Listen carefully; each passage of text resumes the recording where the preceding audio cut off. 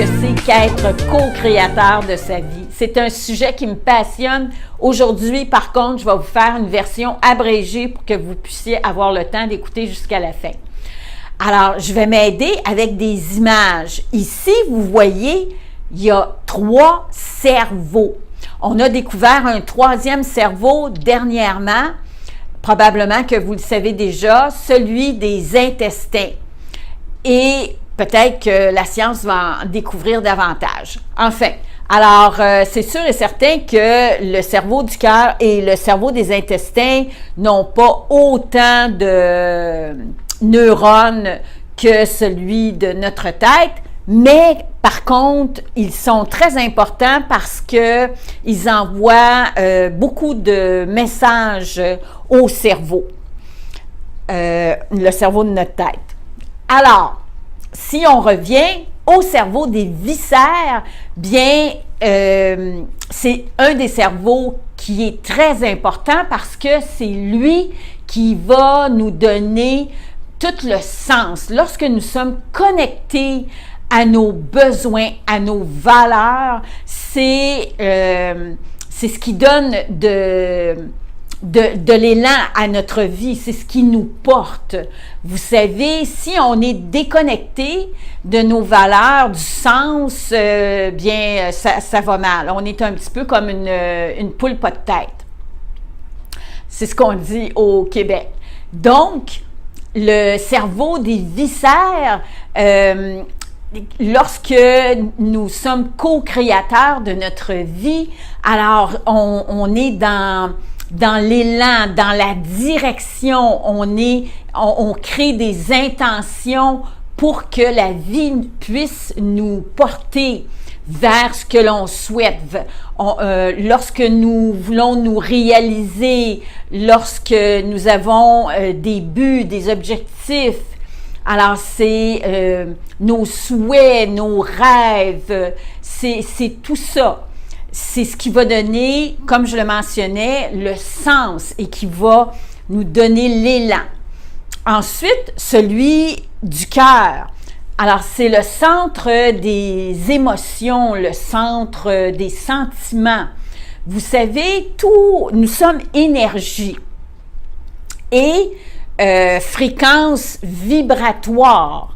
On a des champs électromagnétiques. Chacun de nos organes a un champ électromagnétique et celui du cœur, c'est le plus grand.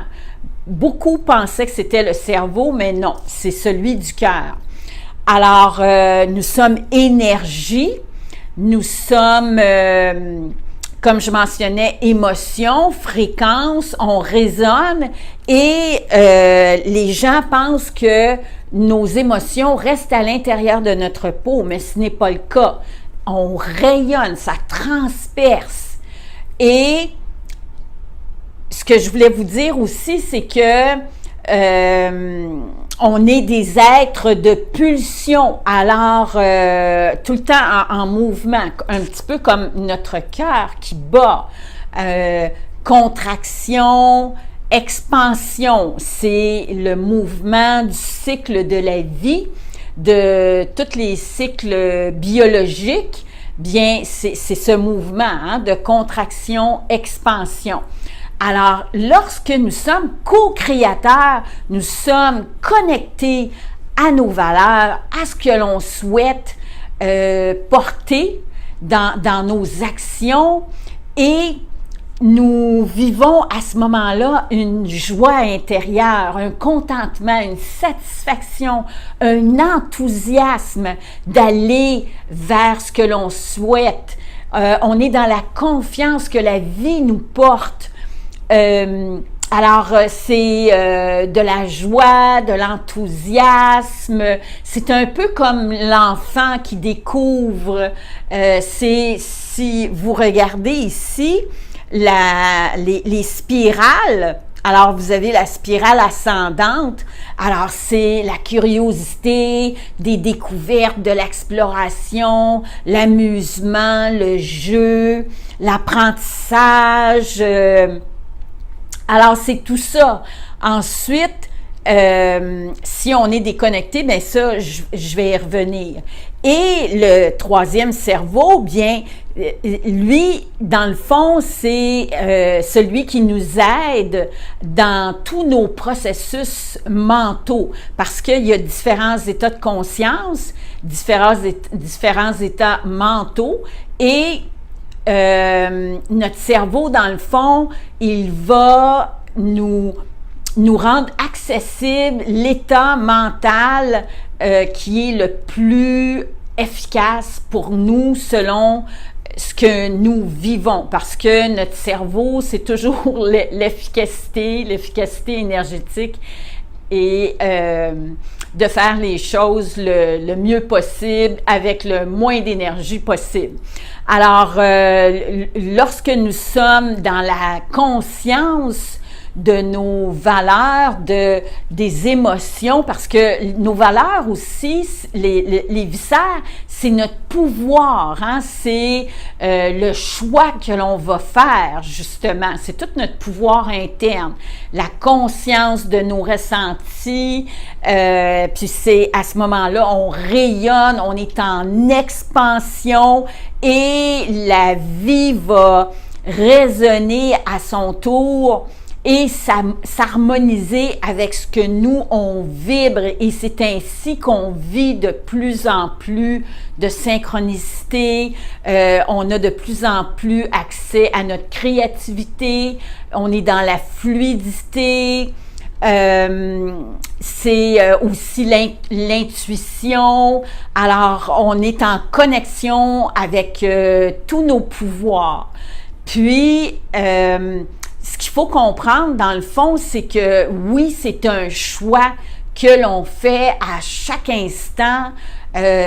On peut entrer dans une réunion, alors c'est de prendre le temps de se déposer, de se recentrer, de s'aligner, de se connecter, puis de co-créer avec la vie. Qu'est-ce que l'on souhaite vivre lors de cette réunion? C'est de lancer notre intention et après ça, c'est d'être dans le lâcher-prise, que tout va aller pour le mieux. On est convaincu, engagé et porté dans notre élan. Ensuite, c'est ça. Alors, ce qu'il faut comprendre, c'est que malheureusement, il y a des fois qu'on se perd de vue à cause des turbulences, du stress occasionné.